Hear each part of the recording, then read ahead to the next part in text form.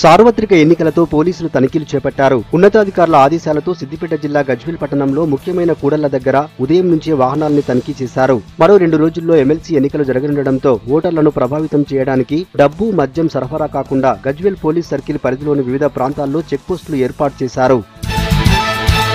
వనపర్తి జిల్లాలోని కాశీంనగర్లో విజయ్ అనే యువకుడు అనుమానాస్పద రీతిలో చనిపోయాడు. ఈ కేసుకు సంబంధించి ఇప్పటివరకు ఎవరినీ అరెస్టు చేయలేదంటూ నిరసనకు దిగారు బంధువులు. వనపర్తి జిల్లా కేంద్రంలోని రాజీవ్ చౌరస్తాలో రాస్తారోకో చేశారు. ట్రాఫిక్ స్తంభించడంతో సీఐ, ఎస్ఐలు జోక్యం చేసుకుని సర్ది చెప్పారు. మంచిర్యాల జిల్లా కేంద్రంలో దొంగతనాలు చేస్తున్న వ్యక్తిని పోలీసులు అరెస్టు చేశారు. గడ్చిరోలి జిల్లా దేవాలమర్రి గ్రామానికి చెందిన కృష్ణస్వామి ఒడ్డెర కాలనీలో ఉంటున్నాడు. తక్కువ టైంలో ఎక్కువ డబ్బులు సంపాదించాలన్న ఉద్దేశంతో జిల్లా కేంద్రంలో పలు దొంగతనాలకు పాల్పడ్డారని పోలీసులు తెలిపారు. నిందితుల నుంచి ఆటో ట్రాలీ, ఆటో, బైక్ స్వాధీనం చేసుకున్నారు. వీటి విలువ 5.5 లక్షలు ఉంటాయి. యాదాద్రి భువనగిరి జిల్లా ఆలేరుకు చెందిన బీరప్ప తనపై దాడి కేసులో నిందితుడిని పోలీసులు వదిలేశారంటూ నిరసనకు దిగాడు.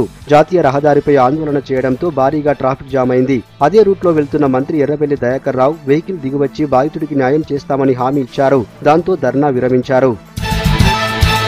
కుమ్రంభీం జిల్లా కాగజ్నగర్ పట్టణంలో ఐసీడీఎస్ ఆధ్వర్యంలో పోషణ పక్షం కార్యక్రమం నిర్వహించారు. నౌగం బస్తీ అంగన్వాడీ సెంటర్ నెంబర్ 5లో 6 నెలల చిన్నపిల్లకి అన్నప్రాసన కార్యక్రమం చేశారు. మహిళలు, పిల్లల్ని పోషకాహార లోపం నుంచి విముక్తి కల్పిస్తామని ప్రతిజ్ఞ చేశారు.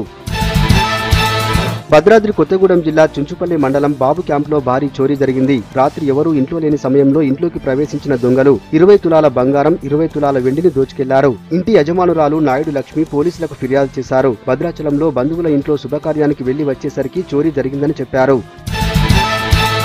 పార్లమెంట్ ఎన్నికల సందర్భంగా ఖమ్మం జిల్లాలో ఎలాంటి అవాంఛనీయ సంఘటనలు జరగకుండా ఇండో టిబెటిన్ ఫోర్స్ చేరుకుంది. ఈ సందర్భంగా ఖమ్మం పోలీస్ కమిషనర్ ఇక్బాల్ ఆధ్వర్యంలో మార్చ్ పాస్ట్ నిర్వహించారు. ప్రజలు ఎలాంటి భయం లేకుండా తమ ఓటు హక్కు వినియోగించుకోవాలని, ప్రలోభాలకు లొంగవద్దని సిపి తఫ్సీర్ ఇక్బాల్ విజ్ఞప్తి చేశారు.